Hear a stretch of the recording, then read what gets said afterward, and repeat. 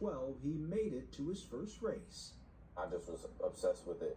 And so my first favorite driver was Jimmy Johnson. He just carried himself like a champion, and so that was really infectious, and got to spend a little time with him and his family last year, and so that was really special, because it's like the man you grow up watching and idolizing on television, and to have a personal relationship with him is pretty cool. Yeah. That's like the opposite of when they say, like, never meet your heroes. You're like, nah, he checks out. 100%. While a student of the sport, he's also studying full-time for a degree in motorsports management at nearby Winston Salem State University. Every day I'm like, man, I could just like pause and but you're so close to the finish line. Right, and that's what everybody keeps saying, so I toss and turn about it every day. But part of that education has been life itself here at Spire Motorsports. Looking at your truck, there's a lot of work that goes into it. What is that process like? There's so many minor details that the men and women here, not just at Spire, but at every race team, they fine-tune, they tweak. I'm the one that gets to drive, and it's really special, but it's not just me out there that I'm racing for. Caruth is keenly aware of the team's efforts, even after a big win. Banners up, trophies in the case. How does that feel?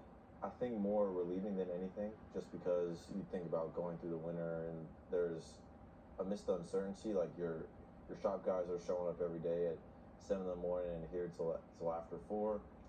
And as drivers, we do our thing. So to have an accolade, a good result, a tangible one, is very, very good.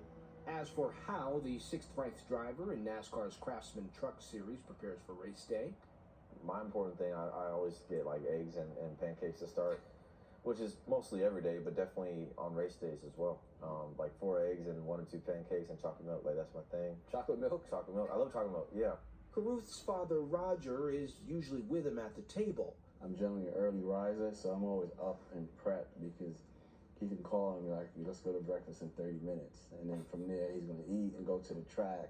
Roger travels from his day job as a Howard University professor to every one of Rajah's races. For the older Caruth, it's about getting through the journey together as a family. As a parent, like, how can you support the effort, whatever it is? So there's no kind of apprehension, any thought either way. It was just a matter of like, what does it take? And what did it take? Still trying to figure that out, right? But you know, a lot of time, effort, but within any sport, you know, you have to make some type of commitment where some balance has to be shifted, particularly if someone is really invested in it. And it seems Rajah was since those early video game days. How does someone take what you found with iRacing and allow that to be your North Star, your guide into this?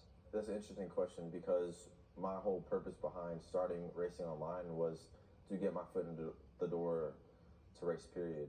Do you know how to drive a manual? No, but I'm counting on you to hold me down. So I had to give it a try myself. And now you're done with the clutch. Okay.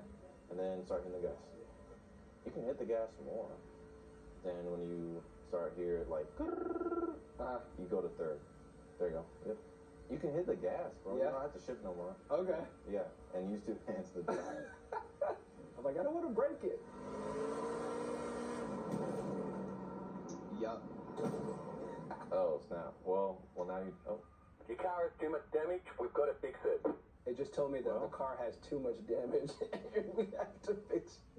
Safe to say, it's best to leave it to the professional. When you're operating on a track and you're hitting your top speeds inside of your truck, how fast are you going? 180, 185, maybe a little more. Does it slow down for you? You could say that. You Yeah. could say that. It's to the point where it's not easy, but it's natural. As for his future hopes, You sort of have become an ambassador of sorts, if you will, for more inclusivity, more diversity, in a way that I think many people probably didn't think of 5, 10 years ago. Yeah, I mean, I would hope so. The passion for the sport has been the main thing for me, and I know what I represent, and I cherish that responsibility, you know? So I feel like I'm just showing people the sport and showing, you know, our culture, the sport, and just its legitimacy, because it's fun. for CBS Saturday Morning, Skyler Henry, Concord, North Carolina.